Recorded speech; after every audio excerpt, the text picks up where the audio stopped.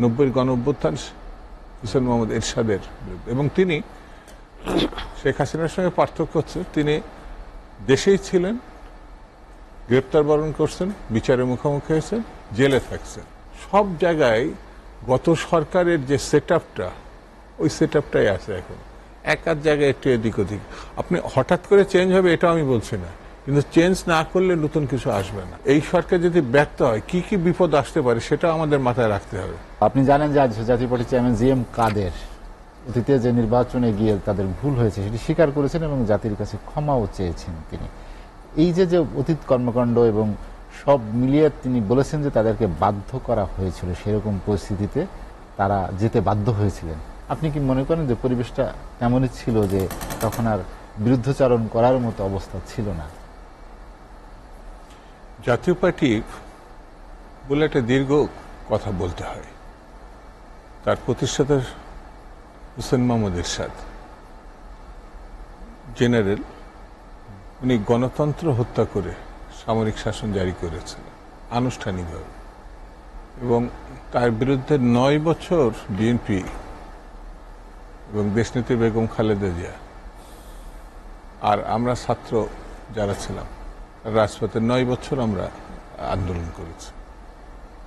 তো উনি প্রথমে সামরিক শাসন, পরে জাতীয় পার্টির মধ্য দিয়ে উনি দেশ শাসনের চেষ্টা করছেন। এটা তার শুরু।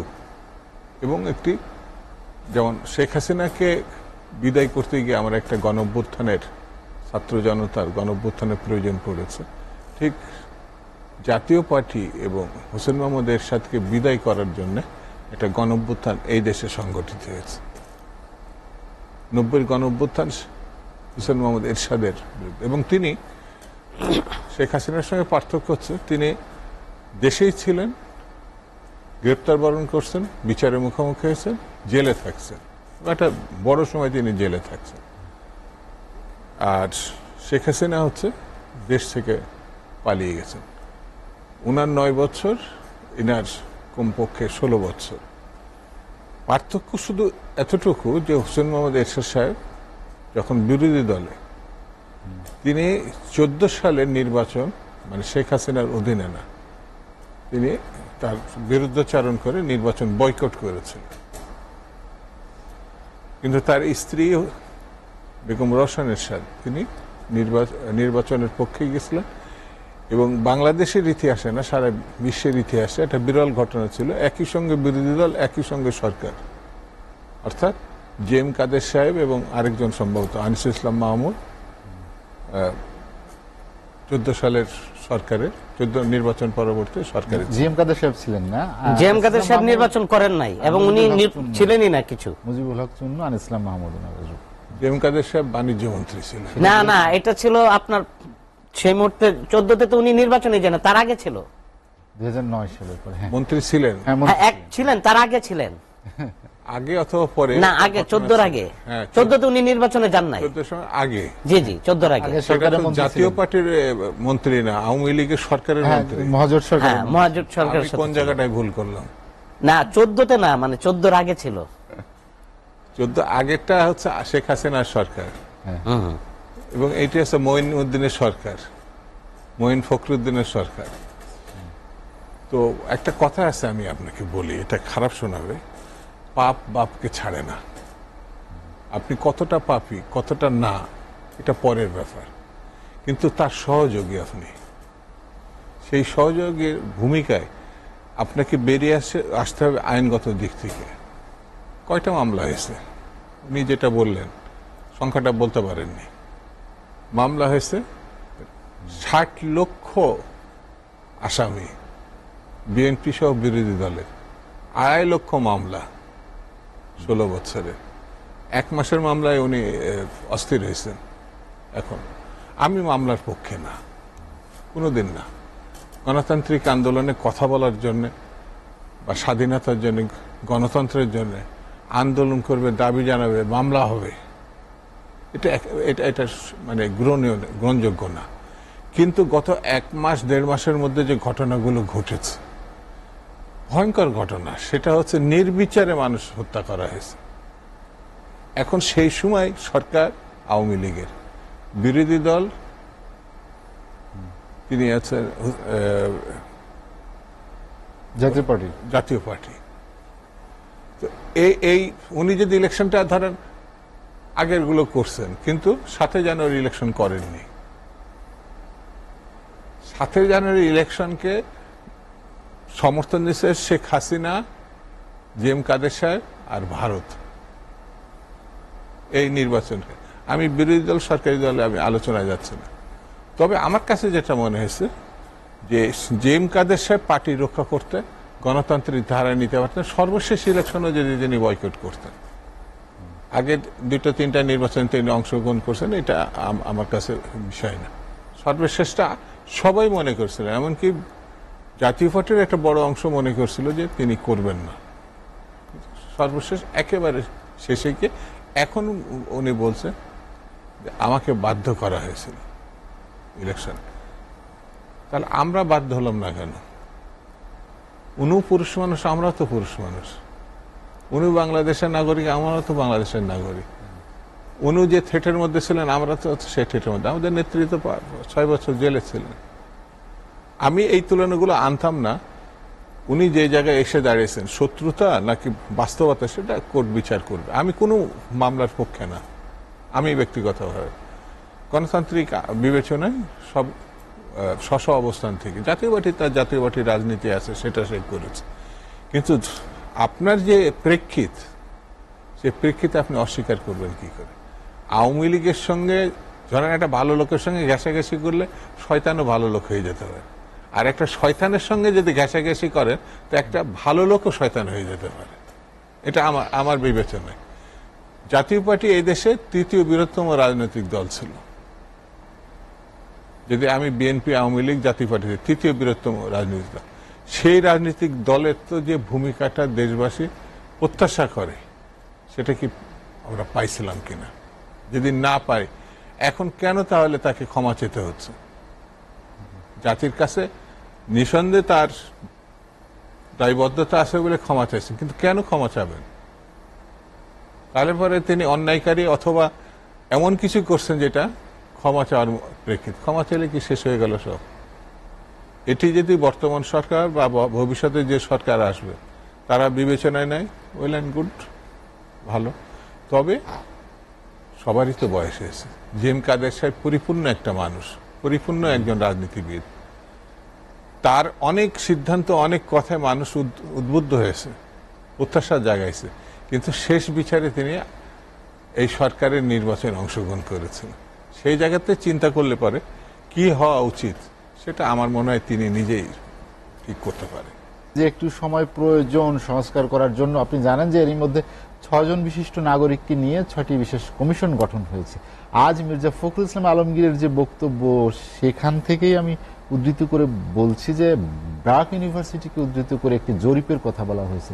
81% মানুষ মনে করে যতদিন সময় প্রয়োজন ততদিন যেন থাকে। সেখানে সংস্কার যে কমিশনের প্রধান যারা ছিলেন 2 জন, তারাও মোটামুটি বলেছেন যে এটার বাস্তবায়ন করতে হলে তারুণ্য নির্ভর একটি রাজনৈতিক শক্তি অপরিহার্য। হয়েছে তো একটা নাগরিক পরিষদ না ফোরাম একটা হয়েছে, নাগরিক কমিটি। হ্যাঁ, ওটাই যদি আপনার এই উপদেষ্টা মণ্ডলীর সমর্থন থাকে, তাহলে তাদের পদত্যাগ করে ওই দলে যোগ দেওয়া উচিত আমার কাছে মনে হয়। ওরা তরুণ নির্ভর একটি রাজনৈতিক দল এবং তাদের ভবিষ্যৎ আছে। যেমন এই যে জাতীয় পার্টির একটা মামলা হয়েছে, তাতে অবস্থা দেখেন আমাদের মুস্তাফিজ সাহেবের, আকাশ সাহেবের 60 লক্ষ আসামি হলে অবস্থা কি দাঁড়াবে? 2.5 লক্ষ মামলার যদি হয় কি দাঁড়াবে? একটা মামলাতে তিনি জিএম কাদের সাহেব অপরাধ স্বীকার করে নিয়ে জাতির কাছে মাপ চাচ্ছেন। তো আসলে ক্ষমতা দাসত্ব করলে তার থেকে বেরিয়ে আসা খুব কঠিন।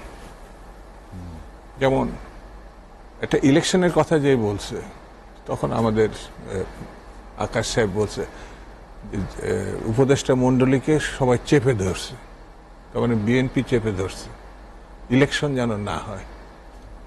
আওয়ামী লীগের ইলেকশন হলে আকাশ সাহেব লাভ দিয়ে গিয়ে পড়বে। এখন ইলেকশনে তারা খুব শঙ্কিত। আমি বলবো ইলেকশন ছাড়া গণতন্ত্র কিভাবে হয়? মানুষের ভোটাধিকার প্রয়োগ ছাড়া কি করে ইলেকশন?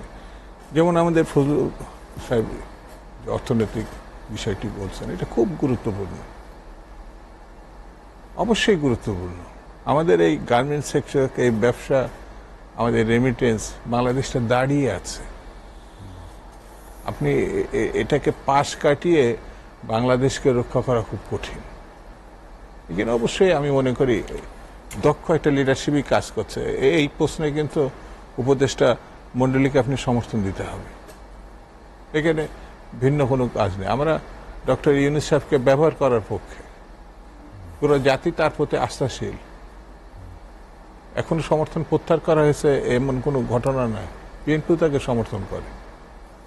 অর্থাৎ বাজারটা যেভাবে পরিবর্তনের পরে মানে সাধারণ মানুষের জন্য আমি মনে করি একটা উৎসাহ দেখা দিয়েছিল, কিছু জিনিসপত্রের দাম কমে গেছিল। গত ধরেন ২০-২৫ দিনে কিন্তু আবার সেটি ভিন্ন দিকে যাচ্ছে। কেন যাচ্ছে? এটি সরকারকে আবার তার ব্যবস্থা নিতে হবে আমার কাছে মনে হয়। হ্যাঁ, আইন শৃঙ্খলা বাহিনী, আপনি সামরিক বেসামরিক আমলাতন্ত্র, সামরিক বাহিনী, আপনি বিচারালয় এবং শিক্ষার যে কোনো প্রতিষ্ঠানে, সব জায়গায় গত সরকারের যে সেট আপটা, ওই সেট আপটাই আছে এখন। এক আধ জায়গায় একটু এদিক ওদিক, আপনি হঠাৎ করে চেঞ্জ হবে এটা আমি বলছি না, কিন্তু চেঞ্জ না করলে নতুন কিছু আসবে না। আপনি সরকার শুধু চেঞ্জ করলে সবকিছু পরিবর্তন হয়ে গেল, এটা ঠিক না। সেই জন্য আমার কাছে মনে হয় যে সময় দেওয়া আর না দেওয়ার ব্যাপার না, সরকার মানুষের আস্থার উপর ভিত্তি করে এখনো টিকে আছে। কোনো দল তার বিরুদ্ধে এখনো আন্দোলন শুরু করে না। এক দুটি কথা বলছে যে আপনার কাজ কোনটা জরুরি, সেই কাজটা ছেড়ে আপনি জনগণের কাছে যান, যাওয়ার সুযোগ দেন। সেটি হচ্ছে ভোট। আপনি 16 বছরে যে কাজটা হাসিনার কাজটা আনা যায়নি, 16 বছরে 3টা, এই জন্য সে পালাইছে। আপনি মানুষকে যদি ভোট দেওয়ার সুযোগ করে না দেন, ওই কুলি মজুর খেটে খাওয়া মানুষ, এর সংখ্যাই তো আপনার 70 ভাগ, 5 ভাগ মানুষের জন্য এত উতলা হওয়ার তো দরকার নাই।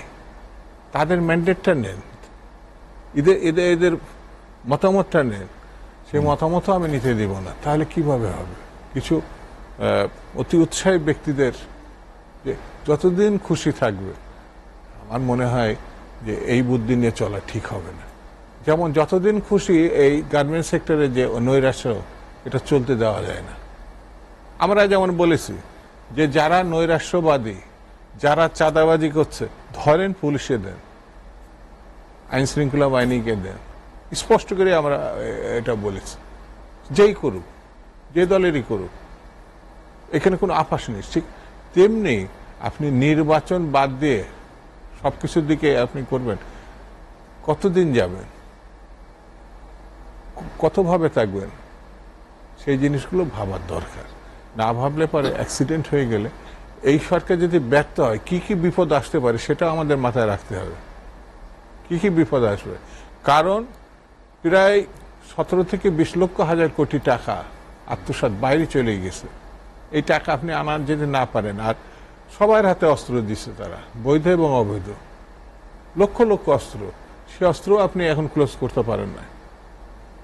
তাহলে আপনি দেশটাকে কোন জায়গায় নিয়ে যেতে চান? সেটাও আমি বললাম তো, সকল রাজনৈতিক দলের সঙ্গে, সকল পেশাজীবীদের সঙ্গে, সকল সংগঠনে, এই কি শ্রমিক সংগঠনের সঙ্গে অব্যাহতভাবে যদি পরামর্শ ভূমিকায় না নেয়, তাহলে পরে সত্যটা তারা জানতে পারবে না। এবং সেই সত্যটা হচ্ছে মানুষের ম্যান্ডেট নেওয়া। আমি সবসময় যেটা বলি, এখনো বলছি, আগেও বলেছি, যেমন জাতীয় পার্টিকে আমি 3টে মূল সংগঠনের ভিতর একটি বিবেচনা করছি। এখন তারা ভালো আছে না খারাপ আছে, এই নির্বাচন করে তারা ভালো হয়েছে না খারাপ হয়েছে, এটা তাদেরই বিবেচ্য বিষয়, এটা বিএনপি বা অন্য সংগঠনের না। আমার কাছে মনে হয়েছে যে হোসেন মোহাম্মদ এরশাদ সাহেব পতনের পরও যে জায়গাটায় ছিল, অর্থাৎ গণঅভ্যুত্থান ফেস করার পর যে জায়গাটায় উনি ছিলেন, সেই জায়গাতে এখন জাতীয় পার্টি কোন জায়গায় আসছে, সেটি তাদেরকে আবার সিদ্ধান্ত নিতে হবে।